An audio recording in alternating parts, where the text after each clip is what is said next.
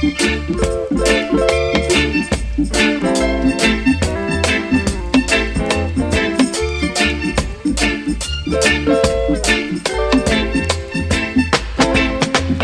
day is coming up so soon when there should be the falling of all capitalists.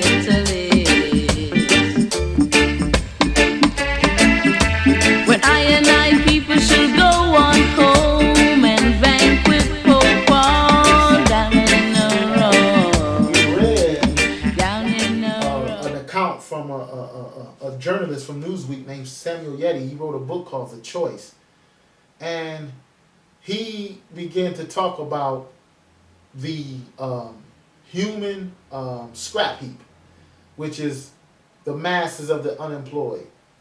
And we took that vein to discuss the system itself, the system of capitalism, because we are confident and we believe that one of the vices, or one of the problems, I should say properly, one of the problems that is in the neighborhoods, especially in the poor neighborhoods, is the escalation of violence in the cities.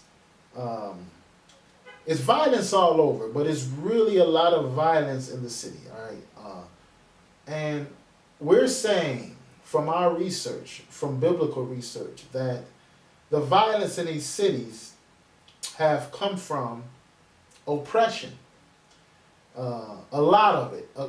Oppression is one of the reasons a lot of this violence is taking place today. And what has happened is that the capitalist has successfully deceived the people.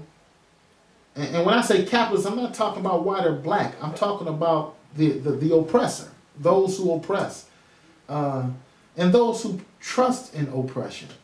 The occupations and the business as usual, what goes on in the industrialized world of today, it was all built and exists and run off exploitation and oppression.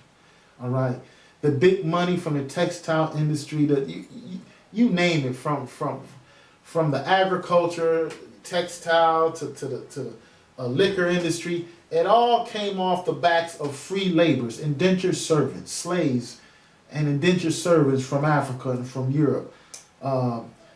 Whoever they can get and oppress to go and work for nothing is how the great riches was built. So the industrialists and the capitalists are sitting upon old money. And they have not, until this day, rightfully divided the wealth. If these capitalists were able to buy acres or pieces of the sun, they would buy pieces of the sun and try to sell it back to you. All right. They're presently now trying to control our food supply, where they want to patent seeds, and it's under the deception of feeding the hungry. But when you patent a seed, you control the people. All right, because their objective is to possess what you need.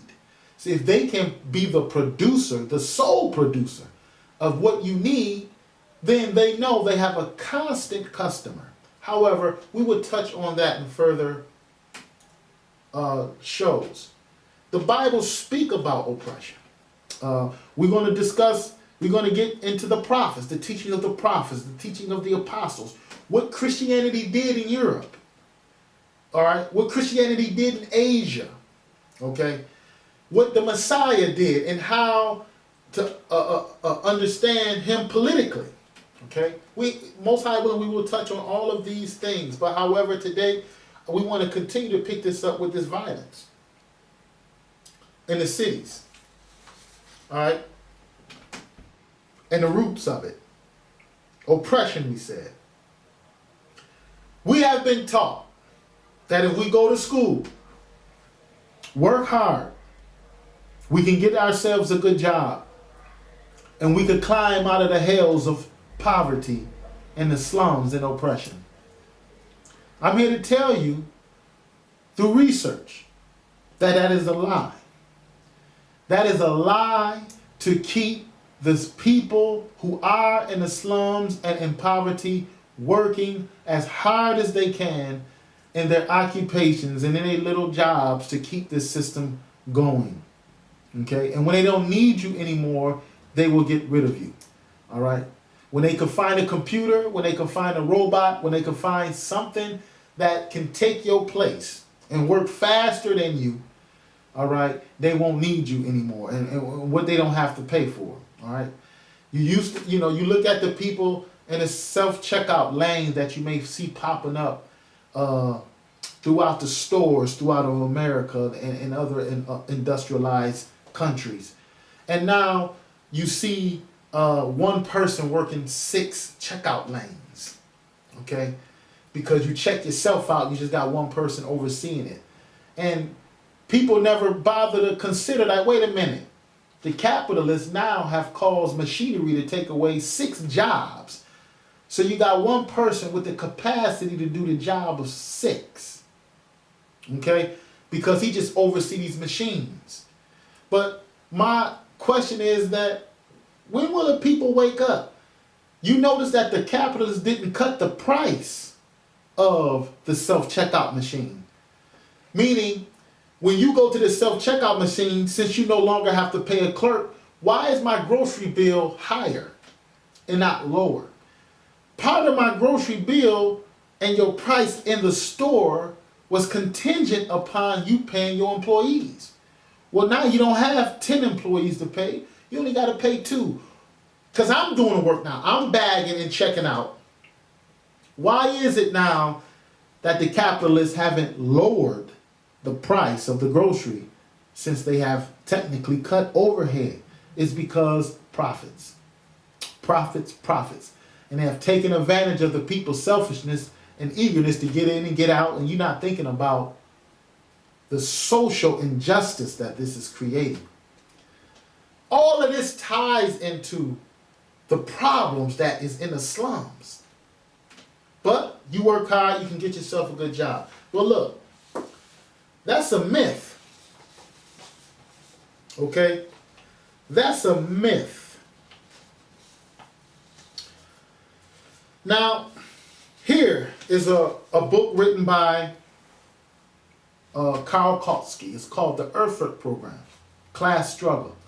He says something here on page 32.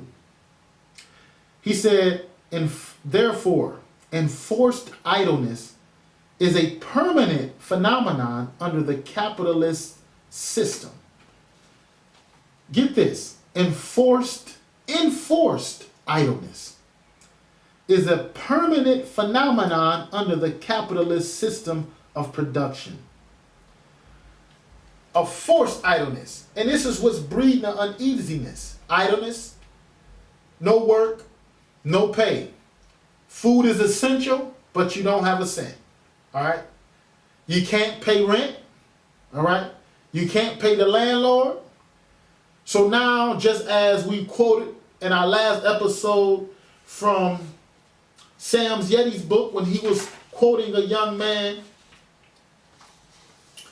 that he interviewed named Roy made the statement that, look, it's hell.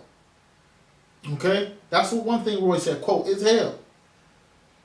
And that this white man has made a savage out of me. And what did Roy mean by that? He said, the only way I can survive is to kill, hustle, and to step on people. I don't want to do that, but I have to survive, unquote. This is what Roy said. And I'm sure this is the testimony of many of the people in the slums. So this enforced idleness with no work, no pay, can't buy food, can't pay for rent. This enforced idleness that has been put upon the people, Kautsky called it a phenomenon of capitalism. He said, it's a permanent phenomenon under the capitalist system of production and is inseparable from it. It's inseparable from it. So you can't separate this permanent phenomenon, which is enforced idleness, from the capitalist system. Well, wait a minute. I thought capitalism taught, the system taught, everybody go get a job, What do you mean enforced idleness? Notice this. Even in the best times, when the market suddenly undergoes a considerable extension and business is brisk, production is not able to furnish work for all the unemployed. He's declaring that in capitalism, even when business is doing well, or as Kautsky put it, brisk, production, meaning the workforce, is not able to furnish work for all the unemployed. So even in the best of times of capitalism, they have taught you, oh yeah, you work hard, you go get a job. You still couldn't furnish jobs for everybody like Roy. For the men and women who fall into these slums, there's not enough jobs for them. It's never been that way. It's never been where capitalism had enough jobs. And we're going to explain to you why. And when you have this idleness, and when you have this lack of pay, when you have people desperate for food, desperate for shelter, desperate for clothing, what increases? Crime, violence. It's the system that has to be eradicated if you want to eradicate violence. It's the system. We continue to pray to God. People pray to him. But the answer's here. When Jesus Christ walked this earth, he sought to destroy the system of capitalism. And we will prove this to you in further days to come. The prophetic word of John the Revelator in Revelation the 18th chapter described the fall of capitalism and commerce and mercantilism. It's through these oppressors, landlords and capitalists, who take 2/3 of even what the working man earns to maintain their profits and to gain even greater profits, have within their system a phenomenon of enforced idleness that during the best of times, they know it's not enough work for everybody. They know it's not enough work for everyone. We must know, because the capitalist controls the educational institution. They teach, you know, in your educational institutions from grammar school to college, they teach no other alternative of a social system. They teach capitalism is the best thing going. But we can live and see that's a lie. You can walk out your door and see that's a lie. You could turn on your news and see that's a lie. However, as Kautsky said, business is brisk, production is not able to furnish work for all the unemployed. During bad times, however, just like what you went through another cycle or a downturn of capitalism with the latest layoffs and cuts for the past several years. That's not the first time it happened. 1930 wasn't the first time it happened. This is a cycle in capitalism. All right, it's going to constantly go through this cycle until it falls. Notice this. During bad times, however, when business is at a standstill, their number reaches enormous proportions. Whose numbers? As Wirtz put it, the human scrap heap, the unemployed. Kautsky putting it, the forced idle people, the people who's idle. All right, he said their numbers reach enormous proportions. They constitute, with the workers of superfluous small concerns, a great army, the industrial reserve army. So he's calling them another word. Here, the secretary, Willard Wirtz, called them the human scrap heap. These were the unemployed. Here, Kautsky is describing the same manner of people.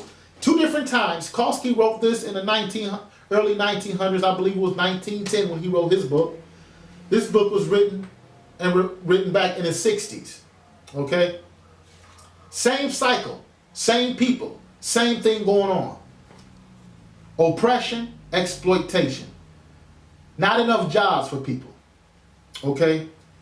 To the capitalists, now notice this, the reserve army is invaluable. Why? Why is this reserve army of unemployed idle people invaluable to the capitalists?